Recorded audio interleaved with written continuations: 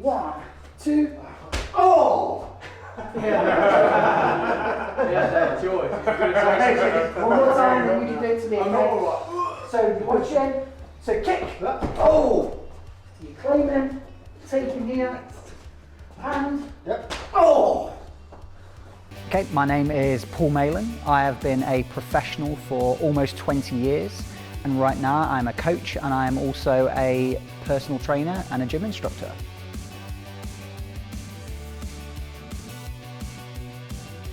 What appealed to me about the pro wrestling business? So first of all, it was the comic book characters come to life on the screen, such as the likes of Hulk Hogan, the Ultimate Warrior, Bret the Hitman Hart, Ric Flair, and so many others. The colourful characters, that is what appealed to me more than anything. Claim them, pull them in slightly, because I'm going to flail my arm out. As I hit him, I'm going to push him away. So out, in. Pro wrestling is as popular as it is today because it's public, it's everywhere. All over TV, all over social media, you know, comics, magazines, toys, the radio, everybody's playing the music on Spotify. It is a public company and it appeals to everybody.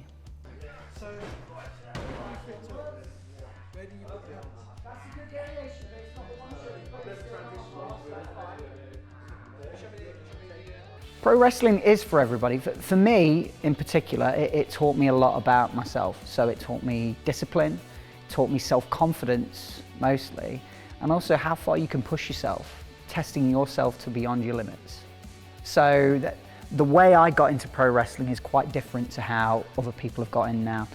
Back in the day, for me, it was very hard to get into. There weren't many training schools, whereas now there's probably one in every town. So when I first started, which was 2000, just before 2003, I had to kind of work my way in, and it wasn't very nice getting in. Some of the things that were done to me would be nowadays be classed as bullying, but back then it was being made to earn your position and your spot on the shows and in the training school. Right now, for me, the main thing is pointing people away from the things that I had to take and making sure that they're safe. It's a safe environment also for them. So it was really, really hard to get into back in the day. Now it's not so hard, thankfully.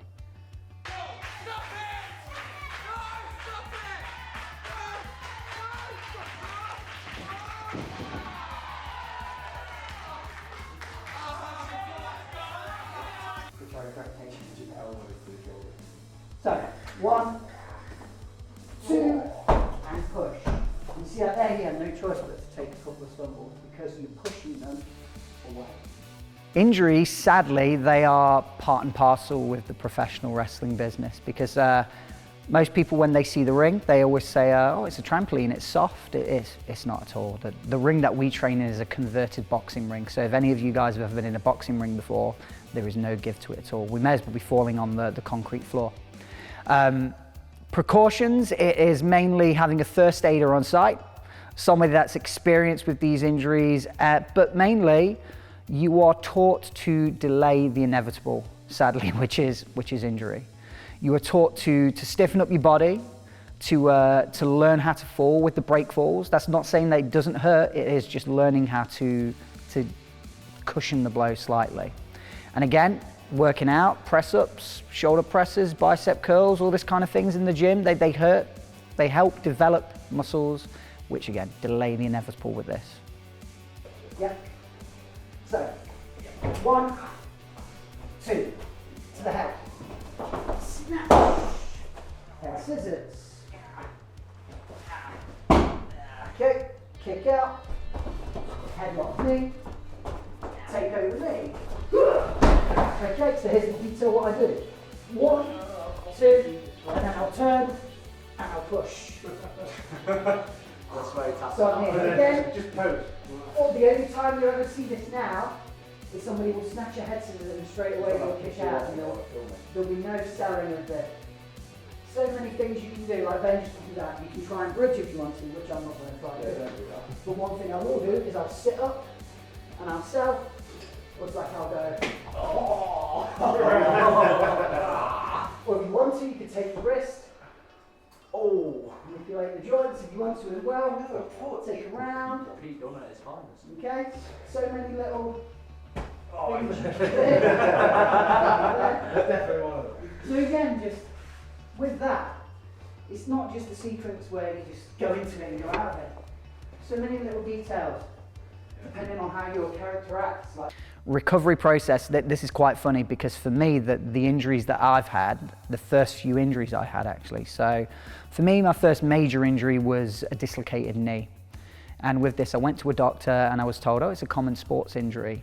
So you've got to take 3 months off. And this is when I just started wrestling full time, and it was my full-time living. And after the first couple of weeks, I started noticing the money was going down a little bit, and you don't get sick pay with wrestling. And with this, it was kind of, okay, I've taken 3 weeks off, and then people start forgetting about you. So it's like, okay, I'm not taking 3 weeks off, I'm not taking 3 months off. I took a month off, and I came back before I was ready. So I would never advise anybody to do that. Recovery process is very, very important, especially with any combat sport. If you go to a doctor, they tell you to rest, they tell you to recuperate, you go with the time that they tell you to, and you make sure you see a doctor before you go back to it. That's really, really important these days.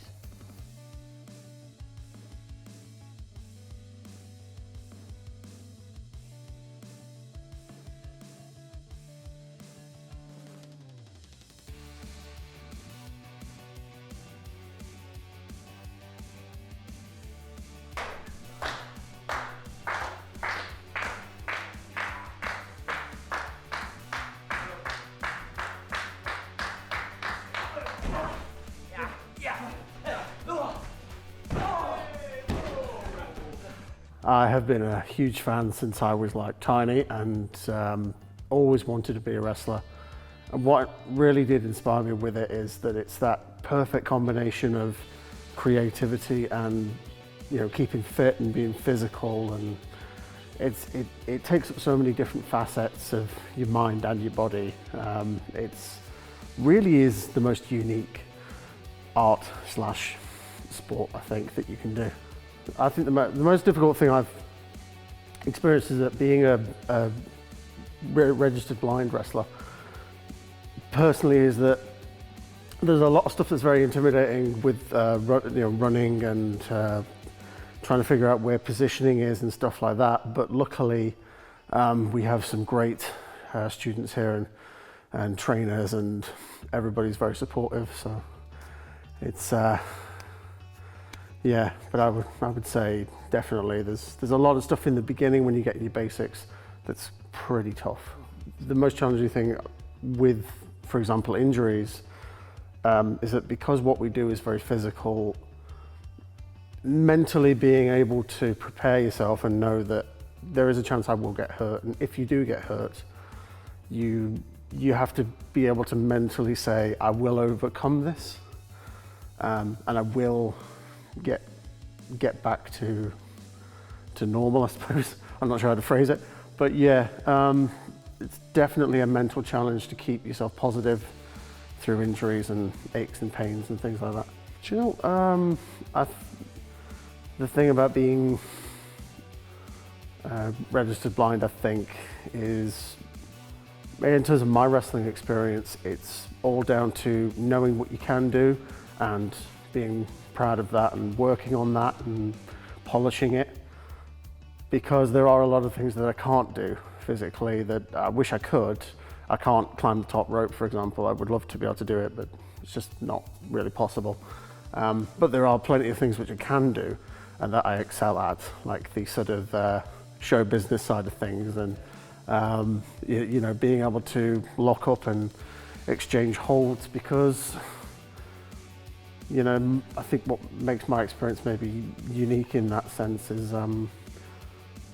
understanding that wrestling is not just a one size fits all. It's, you know, there's a lot of different things you can do, and you can adapt as and when you need to. The thing that always started it for me was I remember sitting with my dad and watching kind of a pretty boring episode of I think it was Raw or something, but like WWE Raw, and just not really being very engaged with it. And then all of a sudden this gong hit and this music, this eerie music started playing, and there was this brilliant thing of this guy on a motorcycle just came out, and it was the Undertaker, and it was kind of like this, wow, I've never seen a guy like that before. He was huge, but it was all in leather, and he had this bike, and he just rode down and beat up like 20 people, and then he rode off like John Wayne, and it was like, I want to be that guy, you know. It was amazing. Hopefully I'm helping to train people here and having good matches, and yeah, hopefully a little title win, that would be nice. So I'd like to think I'd be just making the best for things here at Aspire, and hopefully making myself part of the furniture. Fingers crossed.